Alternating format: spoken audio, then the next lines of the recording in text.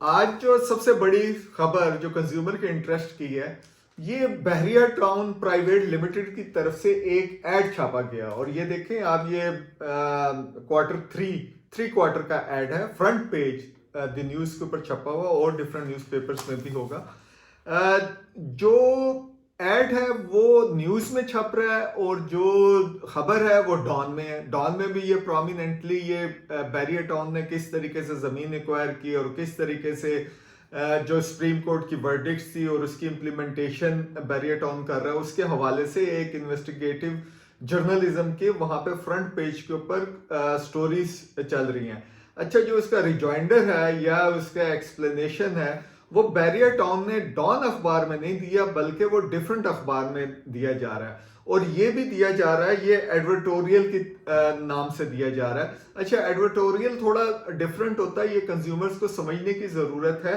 ये होता तो ऐड है, लेकिन लिखा ऐसे जाता है जैसे कि खबर है, तो से कई जगह पे वो समझते हैं कि ये खबर है, हालांकि ये एडवर्टीजमेंट होती है। सो इस एडवर्टीजमेंट में उन्होंने अपना, बैरियर टाउन वालों ने अपना मौकफ पेश किया, जिसमें वो लिखता है कि barrier town undeterred and unfazed by slur campaign. ये उसके बाद नीचे लिखा, फिर वो कहते हैं कि हमें भी ऐसे ट्रीटमेंट किया जाए जैसे कि आप डीएचए को करते हैं। ये भी एक इंटरेस्टिंग एंगल है। फिर reliance on survey report misplaced, ये भी वो कह रहे हैं। और फिर bonafide act portrayed as offence. So हम इसके ऊपर डिबेट नहीं कर रहे कि वो जर्नलिस्टिक स्टोरी क्या थी, और ये हम मोड के ऊपर बात कर रहे हैं कि ये एक्सप्लेनेशन किस तरीके से की जा रही है, रिजॉइंडर बैरियर टाउन की तरफ से कैसे दिया जा रहा है। लग ऐसे रहा है कि एक तो जो डॉन डॉन के एक स्टैंडर्ड है डॉन अखबार का, और अच्छी जर्नलिज्म वो करते हैं, they are known for that one. उनके कोड ऑफ इथिक्स भी उनकी वेबसाइट्स के ऊपर मौजूद है। फिर उनका एक एक्सटर्नल ओम्बुड्समैन का डिपार्टमेंट है, कोई शिकायत हो उनके बारे में, एडवर्टीजमेंट के बारे में कोई उन्होंने वायलेशन की हो, तो आप उसको भी अप्रोच कर सकते हैं, वो भी उसके ऊपर अपना रिड्रेस वहां से ले सकते हैं। उसके बाद प्रेस काउंसिल ऑफ पाकिस्तान यहाँ पे अखबारों के हवाले से मौजूद है, ये तमाम फोरम मौजूद है। लेकिन barrier town, because it's a काफ़ी बड़े टाइकून की कंपनी है, उन्होंने अपने थोड़े मसल शो किए हैं, और ये शो कर रहा है कि बैरियर टाउन जो है वो, अगर एक अखबार जर्नलिस्टिक एक्टिविटी करता है तो उनके पास मसल पावर है, पैसे की पावर है। वो काफ़ी सारे मीडिया ग्रुप्स को इन्फ्लुएंस करके अपना पॉइंट ऑफ व्यू, एक अल्टरनेटिव ट्रूथ वहां पे बिल्ड करने की कोशिश कर रहा है। सो कंज्यूमर सच जानने के लिए वाचफुल रहे। और इन ये जो तमाम टेक्निक्स है, एडवर्टोरियल इसमें लिखा हुआ है, इस अखबार ने भी अपनी जर्नलिस्टिक इथिक्स वो की है। लेकिन ये जो खबर लगी हुई है, ये इस अखबार में नहीं लगी हुई, यहाँ पे लिखा हुआ है कि डॉन अखबार में ये खबर लगी है। So this is also debatable thing कि ये किस तरह से ये तमाम स्कीम चल रही है। दूसरा, हम एक और साइड के ऊपर आते हैं। आपने अखबार देखे होंगे, ईदी फाउंडेशन और यूबीएल बैंक के कोलैबोरेशन से अखबार चल रहे हैं। और बेसिकली रमजान का महीना है, तो इसमें सदकात दिए जाते हैं, ज़कात दिए जाते हैं। सो वो बैंक ये कह रहा है कि जो आपने ईदी फाउंडेशन को सदकात वगैरह देने हैं, तो वो उनके बैंक के जो अकाउंट्स है ईदी फाउंडेशन के, वहां पे मौजूद है, तो उनके जरिए दें। ईदी फाउंडेशन बहुत बड़ा नाम है, और उनको लाजमी बात है, बहुत अच्छा काम करते हैं, उनको फितराना, सदकात वगैरह और ज़कात देनी चाहिए। लेकिन ये जो कोलैबोरेशन है, इसको देखने की ज़रूरत है, यूबीएल की और ईदी फाउंडेशन की। इसको जर्नली एडवर्टीजमेंट की टर्म में कहते हैं सीआरएम, कॉज रिलेटेड मार्केटिंग। इसमें क्या होता है कि एक कॉज के साथ एक कॉर्पोरेट इंटरेस्ट जिसका काम प्रॉफिट है, वो दोनों मर्ज करते हैं और दोनों अपने अपने फायदे इस्तेमाल करते हैं। मसलन जो ईदी फाउंडेशन है, उसने एडवर्टाइज करती है अपने बैंक अकाउंट्स के इसके जरिए डोनेशंस दे, और यूबीएल के जरिए डेफिनेटली वो जब डोनेशन जाएंगे तो यूबीएल की जो अपनी है वो जो बेस है, उसकी जो बिजनेस है, वो इम्प्रूव होगा। और यूबीएल ने जो ईधी के तमाम क्लाइंट्स हैं वहाँ पे भी अपना फुट होल्ड बना लिया है। अच्छा, ये वाली जो सीआरएम जिसको कहते हैं कॉज रिलेटेड मार्केटिंग, ये जो टर्म आई थी ये कोई 1983 में अमेरिका में आई थी, जब वहाँ पे आपने देखा होगा स्टैच्यू ऑफ लिबर्टी है, तो उसकी रेस्टोरेशन के लिए फंड्स चाहिए थे। सो अमेरिकन एक्सप्रेस ने ये कैंपेन लॉन्च की थी कि जो भी अमेरिकन एक्सप्रेस यूज करेगा तो उसका जो 1 सेंट होगा वो हम इस कॉज के लिए जाएंगे। तो कहा जाता है कि जो अमेरिकन एक्सप्रेस का यूज है वो कुछ 27% बढ़ गया था। फिर इसी तरीके से सीआरएम के बारे में ये भी कहा जाता है कि जब आप इस किस्म के एडवर्टीजमेंट करते हैं तो वो कोई 9 से 10% जो है आपका जो बिजनेस का वॉल्यूम है वो इंक्रीज हो जाता है।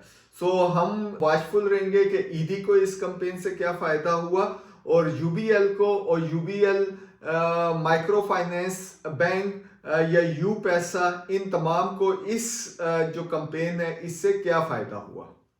तीसरी जो खबर है, हमने पिछले दिनों आपको एक खबर इश्तहार दिखाया था Pakistan association of large steel producers का, जिसमें उन्होंने कहा था कि ईरान से बहुत बड़े मिकदार के अंदर स्टील की स्मगलिंग हो रही है, और जो इन स्मगलिंग के अलावा अंडर इनवाइसिंग हो रही है और मिस डिक्लेरेशन हो रही है।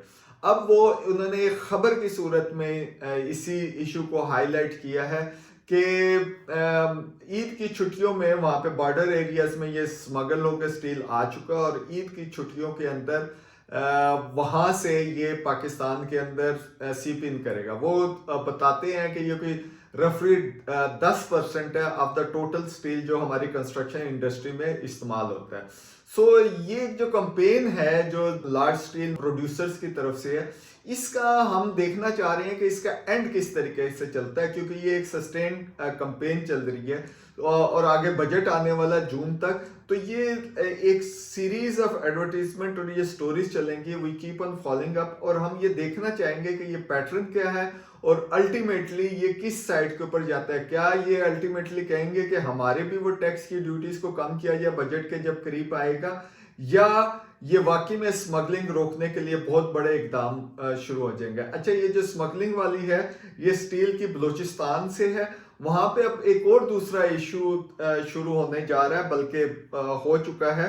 वो है all Pakistan Jamiatul Quresh meat welfare association है, वो ये बात कर रही है कि पाकिस्तान से जो मीट है वो एक्सपोर्ट हो रहा है और स्मगल आउट हो रहा है, और वो जो हो रहा है वो बलूचिस्तान के रास्ते से हो रहा है। सो स्टील बलूचिस्तान के रास्ते से स्मगल इन हो रही है और वहां से जा रहा है, और इसके वजह से वो ये कह रहे हैं कि जो गोश्त की प्राइसेस हैं वो ऊपर जाना शुरू हो चुकी हैं। अच्छा, वो मे बी इसके अंदर कोई उनका अपना इंटरेस्ट भी हो, क्योंकि एसोसिएशन है, मे बी वो जो ये प्राइस मैनेजमेंट के हमारे मैकेनिज्म्स है कि यार ये अनड्यू जो है प्राइसेस इंक्रीज कर रहे हैं, उसको अटेंशन को डाइल्यूट करने के लिए ये सारी चीज़ें एक्सपोर्ट की तरफ डाल रहे हैं या स्मगलिंग की तरफ, गोश्त की स्मगलिंग की तरफ डाल रहे हैं। लेकिन इस एसोसिएशन का एक पॉइंट ये है कि बजाय ये कि आप मीट को बाहर एक्सपोर्ट करें, आप इसकी बाय प्रोडक्ट्स को बाहर एक्सपोर्ट करें, उसकी भी काफ़ी पोटेंशियल है। अच्छा, हमें ये देखनी होगी कि पाकिस्तान की एक कोई ट्रेड पॉलिसी है कोई 2023 से 2027 की, वो ये बात करते हैं कि दुनिया में वॉल्यूम ऑफ ट्रेड जो है ये बोवाइन मीट की बात करते हैं, जिसमें बकरियां आती है, गायें आती हैं, बड़ा और छोटा गोश्त आप जनरली ज़बान में कह रहे हैं। इसकी जो पूरी ट्रेड है दुनिया में वो कोई 54 बिलियन यूएस डॉलर की हो रही है, और पाकिस्तान जो एक्सपोर्ट इसमें कर रहा है वो 300 मिलियन डॉलर तक की कर रहा है, जो बहुत कम है। और ये हम ज़्यादातर गल्फ कंट्रीज में करते हैं या हम अफगानिस्तान की तरफ कर रहे हैं। सो उनका ये ख्याल है कि इस ट्रेड को बहुत पोटेंशियल और हमको और एक्सपेंड करना है। सो अभी इस लेवल के ऊपर ये है, और ये जो एसोसिएशन कह रही है कि इसके ऊपर हमारे प्राइस मैकेनिज्म के ऊपर इसका इम्पैक्ट आना शुरू हो गया, तो this is like different direction या डिफरेंट स्टोरीज जा रही हैं। हमें ये देखना है और we will keep on watching on this thing. So stay with us. हम आपको जो भी एक इन्फॉर्म कंज्यूमर्स के लिए जो जो इंफॉर्मेशन चाहिए होगी हम आपको प्रोवाइड करते रहेंगे।